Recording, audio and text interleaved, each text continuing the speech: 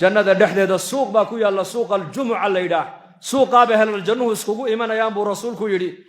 fatahubbu calayhim riixun min ashimaal dabayl ayaa xaggaa kaga iman doonta dhinaca bidix dabayshaasaa wejigoogii ku dhifanaysa suuraddoodii bay beddilaysaa buu nebigu yidhi kalarka dharkana way beddilaysaa iyagoo kalarkay xaafadda kaga tegeen dharkoogu kalarkii maaha wejigoogu kalarkii maaha ayay ku soo noqonayaan dumarkoogii xawraadoodii xuralcayntii baa odhan doonta war markaad suuqa nooga baxdeena nagu soo noqoteen dharkiinni waa isbedelay kalarkiinni waa isa soo bedelay waa ini sidee markaaba iyakuuna odhanayaan wallaahi annakana intaan niga maqnayn waa layni sii bedelay ininkana suuqa adduunyada markaan tagno maxaan kala soo noqonaa qurux mise foolxumo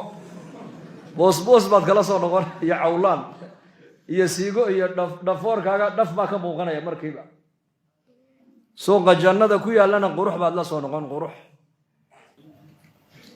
dharkaagu baaliyoobi maayo dhallinyarnimadaadu gaboobi mayso mitir iyo badhna la ekaani maysida waxaad noqonaysaa dhararkii nebi aadam calayhi salaam 60 diraacan fi samaa wa 30 mitir baa lagu qiyaasaa ma gaboobaysid ma dhimanaysid ma bukoonaysid ma baahanaysid baytalmay geli maysid ma seexanaysid daraariya habeen waad iska ciyaariyo tuman insha allah dhahada qulu insha allah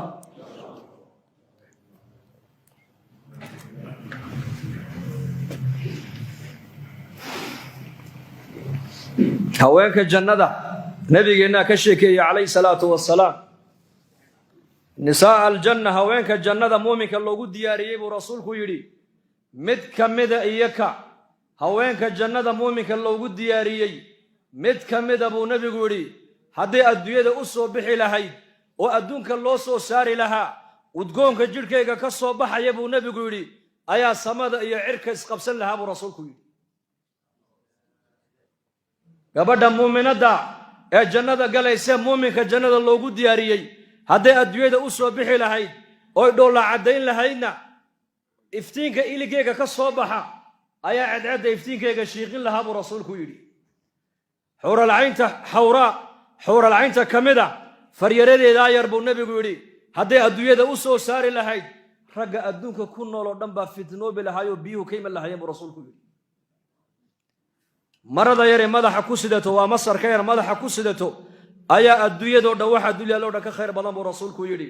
muuminku jannada markuu galana muraayad u baahani maaye xawralcaynta dhuunteedu isku daawanayaa markaasuu isku eegayaa wejigeegu akhrisanayaa waxaa ku qoran naxnu raadiyaatu falaa naskhad annaku waxaa nahay kuwa ninkooga raalli ka ah oo weligood aanan cadhoonayn wa naxnu alkhaalidaatu falaa namuut annaku waxaa nahay kuwii weligood jannada ku waaryaayey ee dhimasho aan u saaxiib noqonayn wa naxnu naacimaatu falaa nab'as annaku waxaa nahay kuwii alla u nicmeeyey balaayo iyo buus iyo dhibaato aanan arkayn tuubaa liman kaana lanaa wa kunnaa lahu ka noo ahaada nin een annakuna xaasu noqonnaa liibaane bay leeyihiin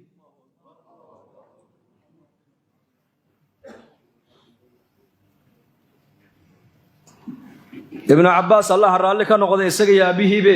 muuminka banka qiyaame kitaabkiisa gacanta midig marka laga siiyo waatan aayadda qur-aanka ilaahay ku sheegay wa amaa man uutiya kitaabahu biyamiinihi fasawfa yuxaasabu xisaaban yasiira wayanqalibu ilaa ahlihi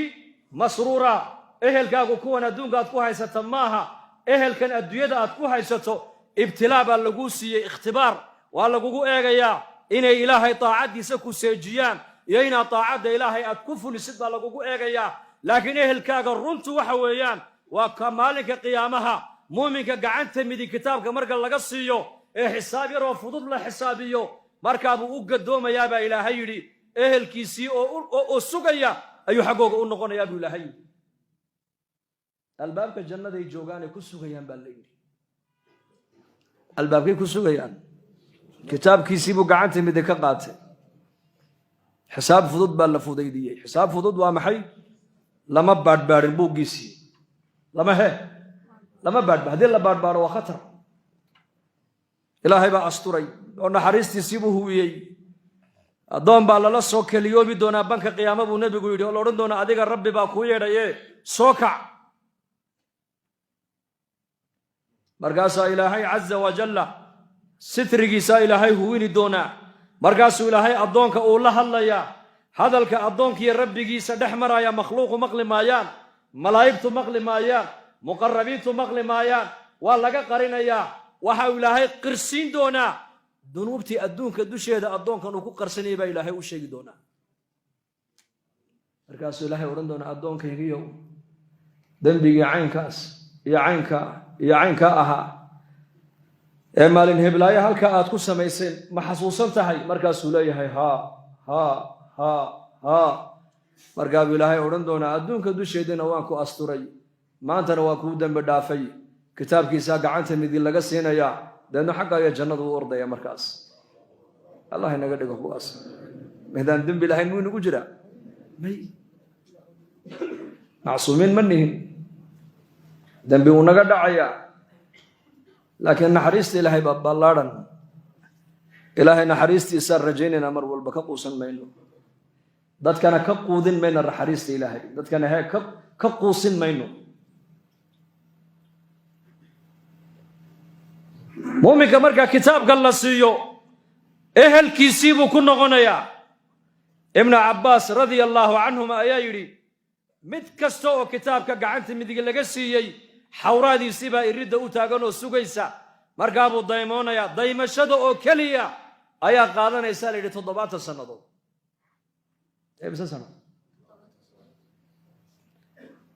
caruuska habeenka ugu horreysa xaaskaaga lagu soo hooyo 20 daqiiqa saa ma u eegi kartaa waar maxaad naga eegi bay ku odhan indhahay faraa kaa gelin maxaad ya yani maba haleelaysid ba adduunka dusheeda 20 daqiiqo qurux intaa la egoo la eega dadka adduunka jooga ilaahay maba siinba fa maxaad u malayn gabadha 70 sano aad daawanaysid quruxdeeda iyo jamaalkayga ibnu cabbaas wuxuu yidhi laakiin ayaa daawan doona ma taqaanaa waa ka adduunka intuu joogo maxaarimta indhihiisa ka laabta kaasaa xuurlacaynta daawashadeeda ku raaxaysan doona waqul lilmuuminiina yaguduu min absaarihim udaymoon saasuu u daymoon muuminku 70 sannadood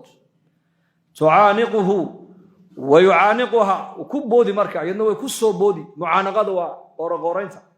mucaanaqadoo keliya buu ibnu cabbaas haddana 70 sano kale haddana haysan buu sidaa unu haysan markuu jannadii arka naciimteedii 4 shay oo adduunyada inta la joogay qofka bini aadamka nolosha ku qaraaraynaysay ayaa ahlal jannaha maskaxdooda ku soo dhici doona waa afartee waa geeridii waa gabowgii waa baahidii waa bogtaantii afartaabaa maskaxdooda ku soo dhici doonta ma naciimka intan la eg ayaa ilaahayna siiyey markaasay afartaa xasuusanayaan baa la yidhi xagga saraa laga dhawaaqi oo la odhan doonaa yaa ahla aljanna inna lakum an taxyow falaa tamuutuu abada yaa ahla aljanna maanta laga bilaabaa jannadan waxaad ku dhex leedihiin nolol daa'ima dhimasho dambe arki maysaan nicmad joogto ah noo nuqsaan dambe aanan lahayn dhallinyarnimo gabow dambe aan lahayn caafimaad qab xanuun dambe aanan lahayn allah ina siiyo jannadaasaa ilaahay inoogu baaqayaa maalin walba oo lagu leeyahay salaadda markaad tukanayso ee mu'adinku uu ku leeyahay xaya cala asalaax xaya cala alfalaax jannadaa ishorkeen jannadaa ku xisaabtan bishii rabadaan baa soo gashay jannadaa ishorkeen sadaqad baa bixi lagaa leeyahay jannadaa ishorkeen qur-aan baa lagu leeyahay kaale akhri jannadaa ishorkeen aakhiro wax u bixi baa lagu leeyahay jannadaa ishorkeen